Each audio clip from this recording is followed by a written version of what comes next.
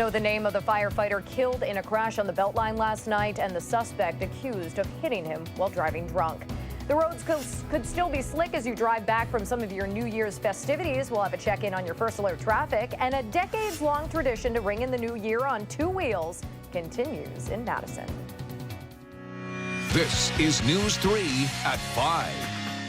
Good evening, not morning, good evening, and thanks for watching News 3 at 5. I'm Danica Lewis. We do want to start tonight with the latest on a fatal crash on the Beltline as we find out more about the person who was killed by an alleged drunk driver.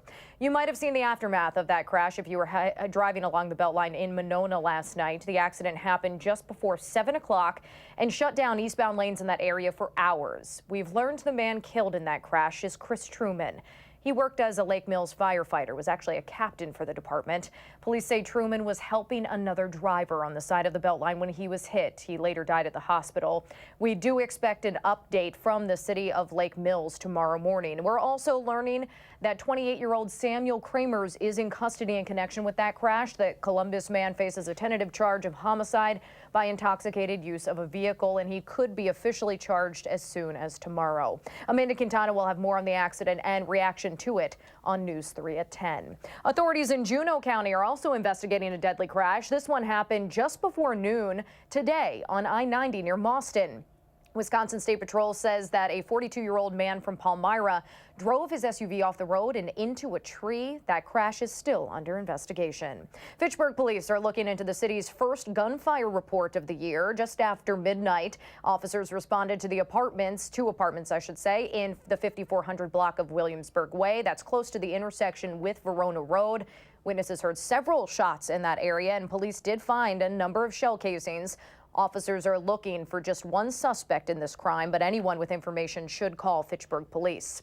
Just into the newsroom this evening, a man, a woman, and a child are all dead after what started as a police chase ended with a car crashing into a river.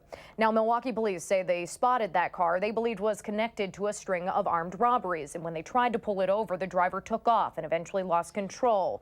The car went into the Kinnickinnic River, and dive teams initially recovered the body of a woman last night.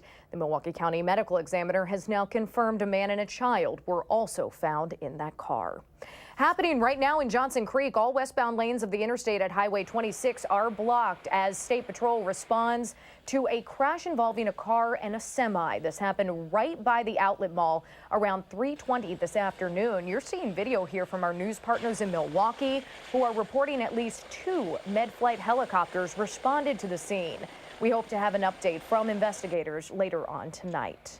All right, let's turn it over to Dana Fulton now with a look at your first alert forecast. My goodness, it's a new year here, Dana. Bear with me. It is. That's fine. That's fine. I think everyone's still shifting into 2019 mode. I already woke up and said happy 2018, so I didn't even start off right from the very beginning. But today actually wasn't too bad outside once we got the snow cleaned up a little bit, right? Downtown right now, we still have some cloud coverage, but just a beautiful, calm scene for us, even here in the backyard patio. Can't complain to have a little bit of snowfall once it gets cleaned up. Now, we did hit a high of 30 today. It was cold outside. It was actually just a few degrees above average. Overnight low of about 19 early this morning, and certainly nowhere near any records for us today. Our Doppler track is a very different picture right now compared to what we were looking at 24 hours ago. We didn't pick up any extra moisture today, just a few clouds.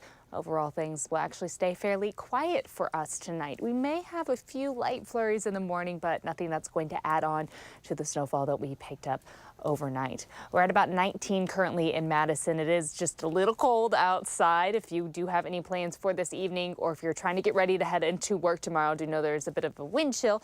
Thankfully, though, our breeze is mostly calm. Coming in only at 3 miles per hour for us in Madison. Looking ahead to tomorrow, again, that light flurry chance is only in the morning. We are expecting a little more sun in the afternoon. Overall, afternoon temperatures will be cold yet again, but the good news here, we do have a warming trend on the way as we head towards the weekend. In fact, it's going to be quite mild for us by Friday and Saturday, but we'll take a closer look at that full forecast in just a few minutes. Looking forward to that. Thank you, Dana. The Smithsonian will be among the federal agencies affected by the partial government shutdown soon. Visitors won't be able to get into the museums or other facilities as the stalemate between President Trump and Congress continues over a spending bill to fully reopen the government.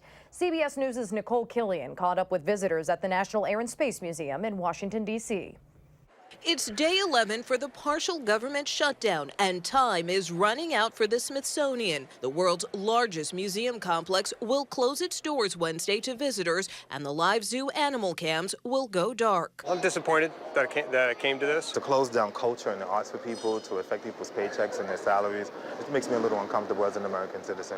According to its website, the Smithsonian has been operating since the shutdown with funds from the previous year that have run out. Funding the government is just a basic function, and it's disappointing that we're here again and Congress and the president can't seem to get it together. These are the signs that will go up Wednesday telling visitors all Smithsonian museums are closed due to the government shutdown. And as the political stalemate continues, it's unclear when they may reopen. We have to have a wall as part of border security. President Donald Trump issued a New Year's Eve video reiterating his demand to Democrats that any government funding bill must include money for the border wall. That same day, House Democrats filed legislation to reopen the government without adding new money for the wall. They intend to pass the bill when they take control of the House in 2 days. But the GOP-controlled Senate says it will not bring up a bill that doesn't have the president's support. People we talked to don't know when an agreement will be made. I'm expecting a couple of more days of this going on and maybe weeks, unfortunately. And for now, the shutdown continues.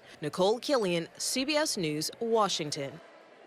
Now, sources tell CBS News the president has invited congressional leaders to the White House for a briefing on border security tomorrow.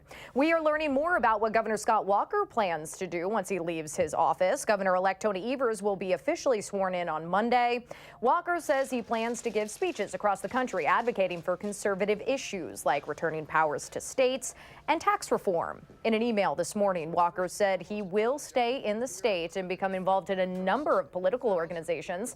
He wants to push lawmakers to reform tax codes across the country and lower taxes for the middle class.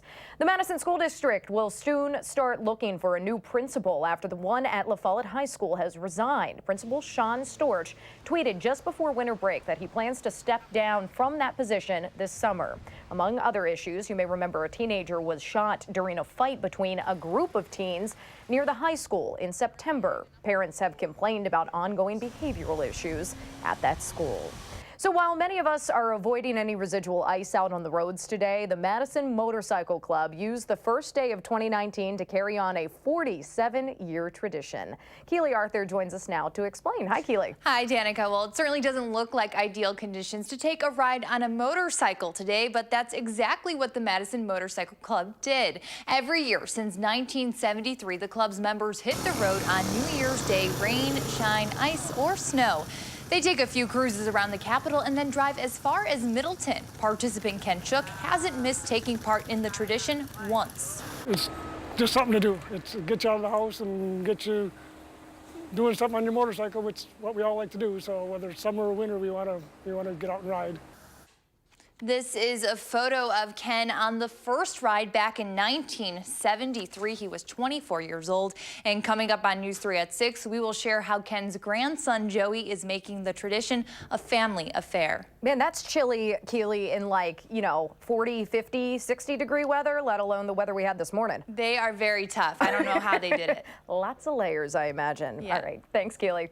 Police down in Texas are searching for whoever is responsible for a young girl's death. We want to tell you more about the tragic and really terrifying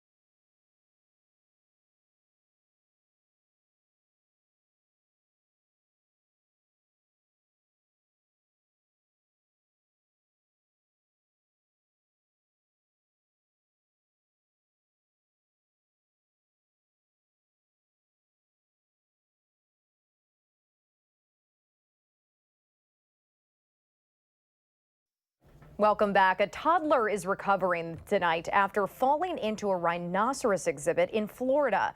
Zoo officials say that 2-year-old girl was participating in a hands-on experience with the rhinos when she fell between poles and into the actual exhibit. The snout of at least one of the animals did make contact with the young girl. She was rescued by her father from the exhibit and then flown to an Orlando hospital. Her mother was also treated for injuries.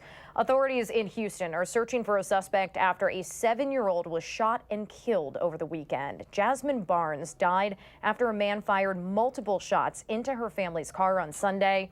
Her younger sister was reportedly injured as well by shattered glass. Police are now searching for the driver of this red pickup truck here. They say the shooting was, quote, totally unprovoked. He intentionally killed my child for no reason.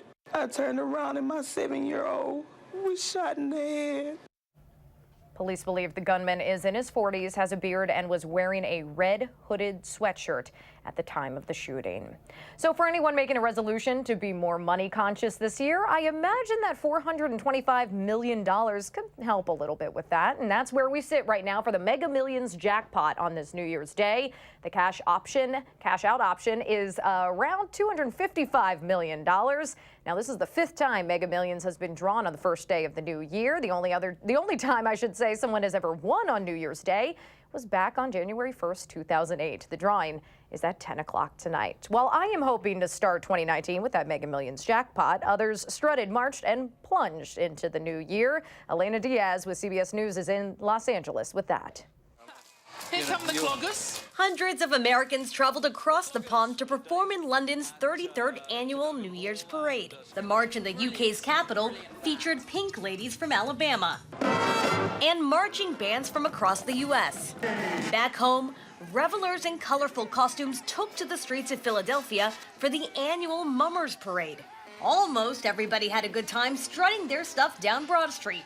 The tradition dates back more than 200 years and is believed to be the oldest folk festival in the U.S. Everything was coming up roses in Pasadena, California for the 130th annual Tournament of Roses Parade. The music and, the people waving and the animals, it's really cool. Shaka Khan served as Grand Marshal in the event that featured flower-covered floats, equestrians, and marching bands.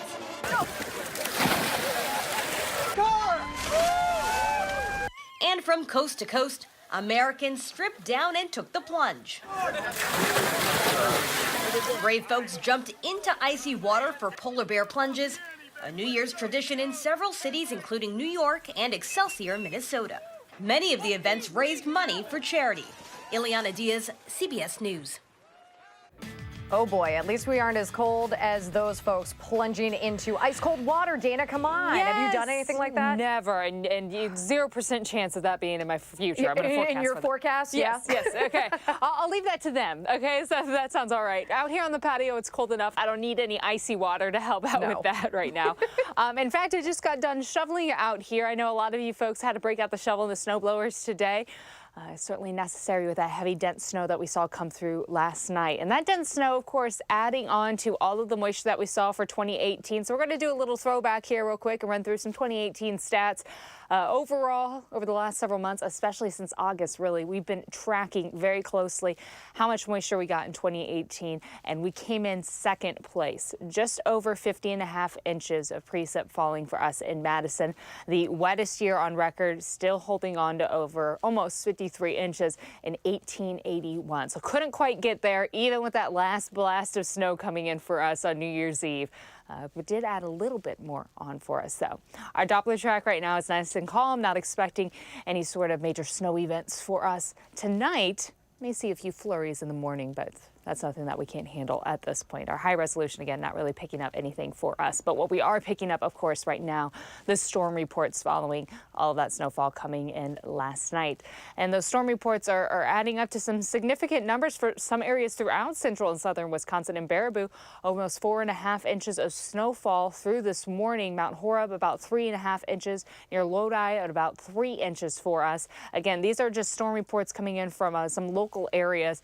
The official total little for Madison. Still working on getting that number. Maple Bluff almost to 4 inches now. Near Beloit, unfortunately, just over a half of an inch and just under an inch for North Janesville. So everyone a little all over the board, but of course those numbers in southeast Wisconsin much lower as they were holding on to the rainfall a little longer than the rest of us. And Madison, of course, transitioning to snowfall pretty early in the evening, and then folks a little further north, if you get north towards Richland Center or even up into the Dells area, they were seeing snowfall much earlier than Madison. Right now, we're fairly calm. Rigid high pressure keeping things mellow for us, which is nice. Again, we can use a little break with that high staying around, and it's going to give us that break for the next few days. Our next big system isn't going to come in until the start of next week. Looking at our future track, we're going to stay fairly cloudy for this evening. Temperatures are going to drop quite a bit overnight into the teens. It's going to be cold outside with a slight chance for flurries early in the morning, but it is just a slight chance for us. Throughout the afternoon, we'll slowly become partly sunny by Wednesday afternoon later in the day. And then Thursday, mostly sunny. A nice change to get some sunshine.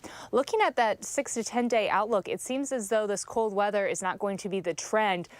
Much of the country, almost all of the country, it looks like, likely going to be quite a bit above average. Our warming trend staying with us, and you're going to notice that as we hop into your 10-day forecast in just a quick second. 15 degrees is what we're looking at for our overnight low. 25 the high for it tomorrow. Again, just a flurry chance for us in the morning, but not expecting much to add up. Overall temperatures over the next several days are going to continue to climb. We'll be in the mid-30s by Thursday, expecting sunshine for Thursday and most of Friday.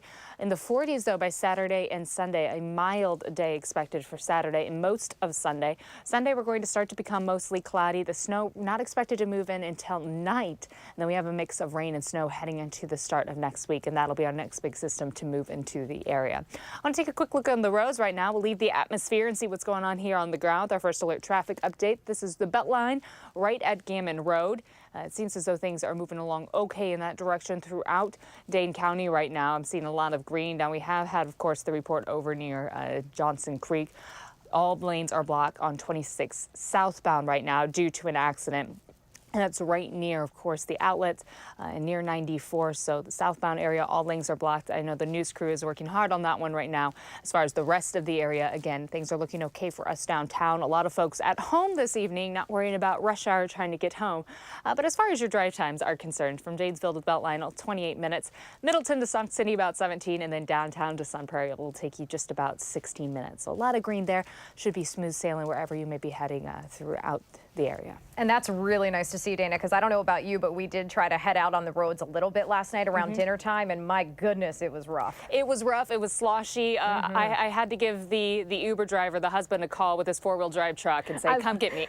You got the direct line to the Uber driver, right? Yes. I needed the help. That's awesome. All right. Thank you so much. So from pet custody to higher wages, there are a number of new laws going into effect for the new year. We will have a rundown of those when News 3 returns.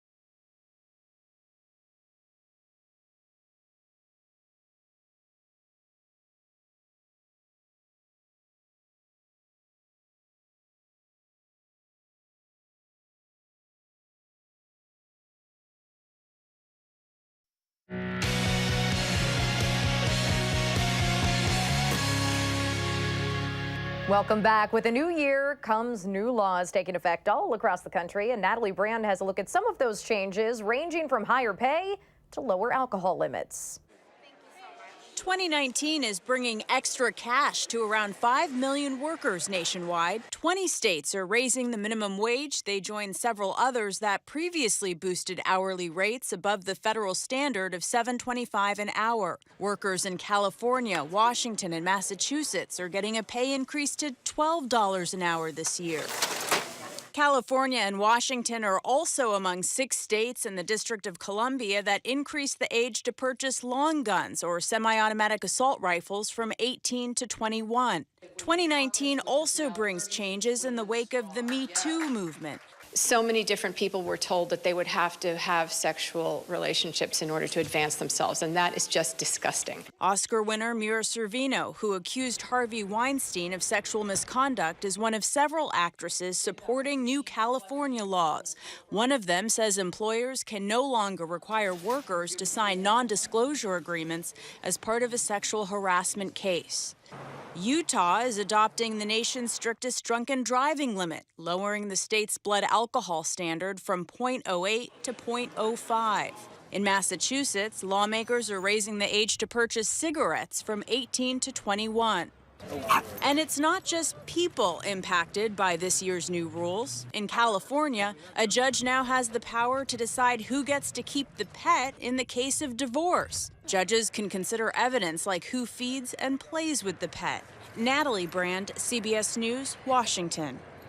In Illinois, some new moms may be able to get out of jury duty this year as well. A new law in that state says any mother nursing her child can be excused from serving on a jury. So today marks the last day of Kwanzaa, and the people running the Progress Center for Black Women are looking ahead to 2019 with some arts and crafts. The director there says the last day of Kwanzaa is spent celebrating Imani, which means faith in ourselves, in our family, and in our community. Because I wanted families to just get together and do it together, whether you're a couple, you're a brother and sister, you're, mom and kids. I just wanted folks to get together and talk about their goals, talk about their vision for 2019 as a family unit. The Progress Center for Black Women just opened in early November. This is just off Highway PD and near Seminole, and the organization plans to be there at least for the next few years while they find a more permanent location in the city. So just like milk in the fridge or drugs in our medicine cabinet, car seats also have expiration dates, and there's a chance millions of outdated car seats may still be in vehicles. Susan Keppen has more on what your family needs to know.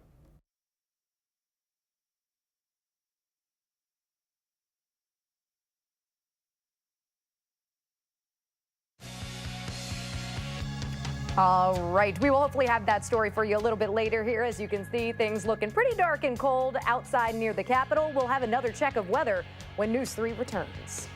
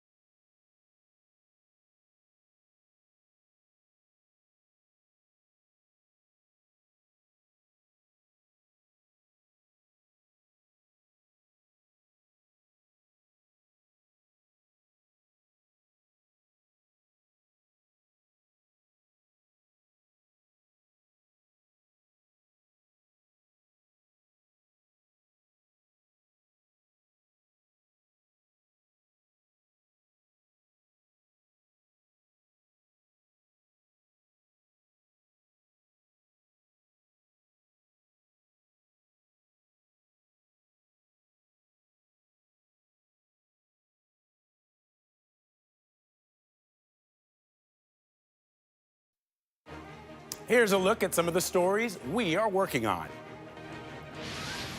A stalemate on day 11 of the government shutdown, how a new Congress could impact negotiations. Plus, new year, dozens of new laws. Look at the most significant changes across the country. And this miracle rescue from the rubble. That's tonight on the CBS Evening News. All right, things a little chilly right now, but it looks kind of nice the next few days. It really is going to warm up for us, becoming quite a bit more mild as we head towards the end of the week. Looking at our temperatures right now, though, it is a little cold. About 19 in Madison, currently closer to 23 in Janesville right now. Same in Mineral Point. And compared to this time yesterday, it is a drop. Of course, all of that snow coming through last night associated with the cold front. So the colder air has now arrived for us, and we are going to continue to see this trend of being slightly colder as we head overnight and into tomorrow morning. High pressure is going to keep us fairly quiet throughout the plains in the Midwest for the night and for the next several days. There is a bit of a chance to see some flurries early in the morning, just a slight chance for us early tomorrow, but otherwise just looking at another day that's fairly cold, and then we steadily warm on up through the rest of the week and into the weekend. In the mid-30s for us on Thursday with a mostly sunny sky, expecting sunshine yet again for Friday, and we get close to 40 and then finally getting there for Saturday and Sunday. Saturday looks really mild and nice outside. Our first Saturday of 2019 should be sunny with warmer air in place for us. And again, we should be in the mid to upper 20s for afternoon highs, so 40 degrees, a bit of a curveball for January. Hey, that's all right. I will take it, yes. Especially on a Saturday. Thank you, Dana. Thank you for joining us. We'll be back here at 6.